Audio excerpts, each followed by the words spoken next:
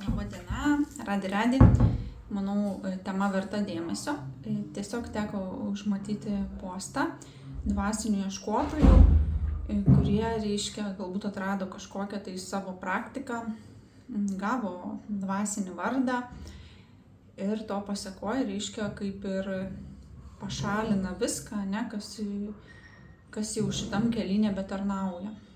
Dabar šita, sakykime, rytų pasaulyje, būtent, Tibetas, Nepalas, Indija, tai yra tas nektaras, kur turime dar tas dvasinės praktikas, tai kažkur tai Krišna, Radharani, kažkur tai Buda ir taip toliau, tai būtent yra šaknis.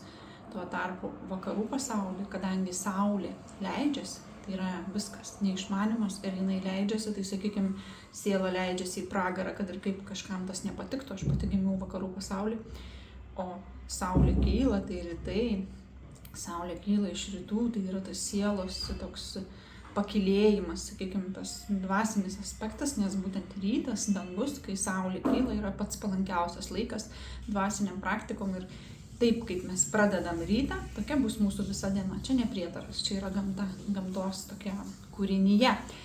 Ir sakykime dabar, kas vyksta tuose dvasinio ieškojimo keliuose, tai tikrai daug tenka matyti. Tarkim, žmogus atranda tą palaimintąją, Kalijugos palaimintą mantrą. Dvaparo jugoje buvo, kita mantra. Tarkim, Dvaparo jugoje buvo palaiminta mantra, ta tokia išėjimo, dvasinio pakilimo, atradimo mantra. Om namo bhagavate vasudevaya.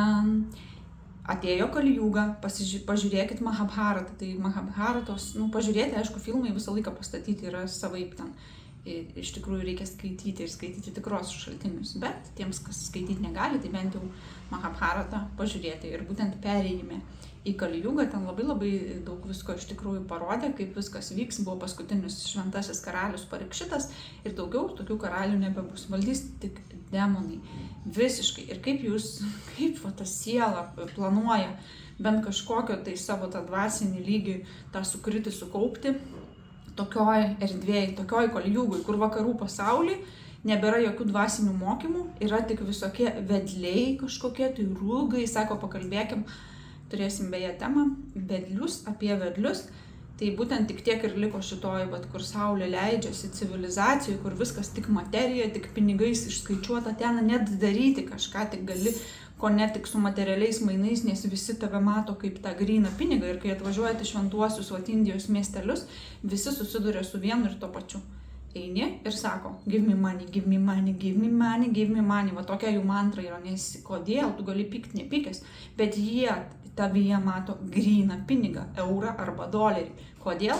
Nes maždaug 20 valandų iš 24 valandų sąmonės, netgi sapnuose, žmogus svajoja apie pinigus, apie materiją, grožį, apie tą kūną, kuris po 30 metų virs pelenais ir srutom, celiulitas, dar kažkas. Ir ta prasme, nieko nėra svarbiau, nesvarbu, viskas dings, nieko nebeliks. Ir ką tu šitam savo gyvenime nuveikiai, išeisi į tą vadinamąją mirtį ir ką tu čia veikiai, rūpinaisi celiulitu, ieškojai vedlio, metams, 2, kiek reiškia.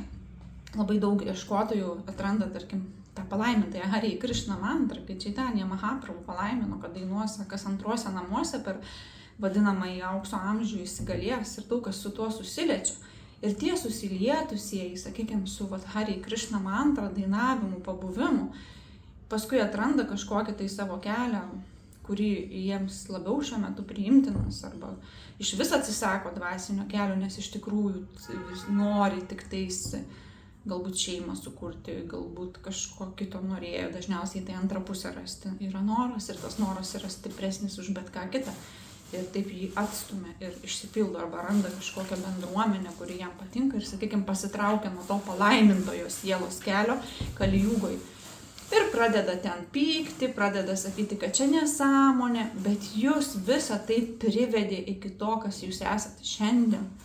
Gerai, nesvarbu, kas privedė, čia tiem, kas net nežino apie Hare Krishna mantrą, tai okei, bet kas kitas atvedė, bet tie, kas susidūrė ir tą darė, tai yra šviesmečiais. Jeigu tai palaimino, tai taip ir yra. Jūsų sąmonė, grįžimas į aš amžiną dvasinę sielą keliauja šviesmečiais. ir tą padarėt kažkurį tai laiką, ai, viso gero, aš tave išmetu į klozetą, man čia nereikalinga, viskas, tai yra dvasiniai įžeidimai ir toliau pats žmogus, tas žmogaus kūnas save prasikeikia. Tai sėkmės, kaip sakant, visas tas kelias, kurį mes šiandien nuėjom, turi būti visiems padėkotas. Ir ne vieno nenuvertinti, ne vieno mokytojo, ne vieno, kas privedė iki to, kas esam šiandien. Ir tai yra tiesiog, ko gero, pats svarbiausias dalykas, nes net nebūtumėm ir nemastytumėm ir tokių video neklausytumėm ir net nekalbėtumėm apie tai. Tačiau taip gali atrodyti, kad kažkurie tai dvasiniai keliai vietos tai yra neva tai žeminantis, neva tai sakantis, tu neteisus, dar kažką. Tas, kuris savo kelią atrado, jo esmė ir jo ašis yra jo laikytis ir neįsiveleisti jokių majavadų, jokių visokių asmenybės pradanginimo praktikų į save. Tai yra tavo, tu tą pasirinkai, tai yra nuostabu. Nuostabu, tu tą pasirinkai ir viskas. Ir prie manęs nelysk, būk malonus, ane? Kaip jūs tą ašį išlaikysit, jeigu jūs žinot, kad tai jau tikrai yra aukščiausioji dharma, aukščiausias dvasinis kelias šitoj epochoj ir kad jis yra rastas. Tai tik dėl to tas kategoriškumas reikalingas. Nelysk prie manęs su savo šitais, tu pats ir praktikuok, būk mielas. Dėl to tie kažkokie blokavimai ir nebendravimai yra reikalingi, jeigu dvasinio kelio samprata išsiskiria, jeigu tu bendrauji su žmogum ir tu jauti nepriėmimą, nes būna, aš turiu bendraminčių tarpę ir tų, kurie yra visiškai kitam tam kely. Ir pasiimu kas geriausia iš to, tarkim, pagarbą dvasiniam mokytojui, o visa kita man nesvarbu. Nes esmė yra pagarba mokymams ir pagarba viskam, kas buvo mano kely, kad ir mano manimu tai buvo labai baisu, labai blogai.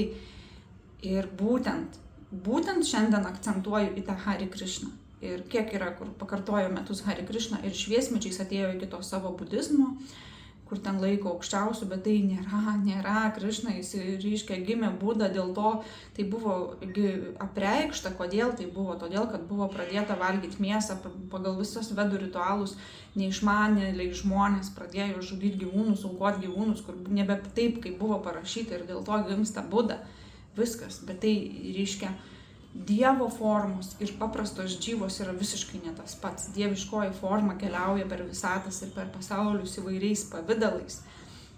O džyvos, mes, dvasinės sielos, yra visiškai nuo to kažkuria prasme atskira. Tai ne tas pats. Tai jeigu kažkas atrado Hari Krishna ir paskui pyksta ant kažko, kas tai davė, kas tai pasakojo, kas tai mokė, kas buvo galbūt tame kategoriškas, tai siūlyčiau atsiprašyti ir tik tai džiaugtis, kad jūs iš viso privedė iki to, nes tai čia gali kas nori neigti ir tai yra neįdomu niekam, nes tai šviesmečiais priveda, pabandykit ir pamatysit. Šviesmečiais, kitu atveju 1000 metų kapanositės su savo vedlių paieškom ir taip toliau. Vedlių, kur jūs tas vedlys turi nuvesti, aš klausiu, kur? Į dar vieną šeimyninį gyvenimą, kur vis tiek kanopos bus užverstos ir visi atsidurs į tą patį savo grabą, arba susidegins, ar dar kažkur. Kokia yra to prasmė? Amžinąja, 1000-mečių prasme, kokia? Nieko nereikia atmesti, juolab, kad Hari Krishna kely niekas nėra atmetama. Niekas, visiškai niekas. Tu tiesiog skanduoji, dainuoji, džiaugiesi, palaimintai, tą darai, iš širdies, iš įkvėpimo ir viskas. Ir aiškinti kitiems, pristoti prie jų, galbūt ir nereikia, bet yra žmonių, kurie prisimena, kaip jie buvo ir asmenybę panaikinę, ir tapatybę panaikinę, ir brahmadžioti šviesoje, ir verta tokių paklausyti, kur yra aukščiausia meilės forma, prema, tai irgi yra tam tikras išsidėstymas. Ir visada, kur, tarkim, kaip mes Žemė vidurinė planeta, esam kančių, tam tokiam kančių ir laimės. Kem 9, 1, žemiau vien tik kančios, rojinės planetos vien tik džiaugsmas, ne, ir tikrai galbūt patirėt. Ir tie, kas gimė su tokia geresnė karma, čia jie daugiau ir džiaugias. Kas su blogesnė, jie daugiau ir kenčia. Ir va taip ir su kančia ir laimė, jo samprata didžiulė kančia, ne, tokia persmelkianti kančia. Ar laimė, bet dar išsiplečianti laimė.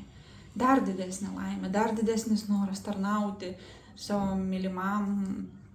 Tai reiškia, pagal bhavą tarnystė jau tai būna apreikšta, nes dabar daugiau tas visas budistinis judėjimas eina įsiliejimas į Brahma Džioti, tą šviesą, asmenybės panaikinimas, kad aš amžina dvasinė siela skendinti palaidoje. Bet šalia to visada yra ir dvasinis kūnas, kurį puoselėjant. Tai, kaip vat sako išminčiai, tai yra milijonų kartų nesulyginama. Ir tas, kas atradot, tai šito ir laikykitės. Ir tik dėl to, kad neįsileisti tų, kurie nori būti kitur, bet juos priimti. O mes visi turim už viską dėkoti. Visi įžeidimai labiausiai užblokuoja dvasinį kelią. Dėl to dėkoti net tam, kam nepadėkojau ir kam nežinau, kad reikėjo padėkoti, kas mane privedė iki laimės, palaimos, nes sakykime, aukščiausia kosminė sąmonė, dieviškumas yra absoliuti palaima, žaidimai, prema ir tai nieko nėra bendro su kančia. Jeigu ta kančia ir yra kažkur šešėlį, tai yra tik transcendentinė kančia tam, kad būtų patirta dar didesnė palaima. Hare Krishna.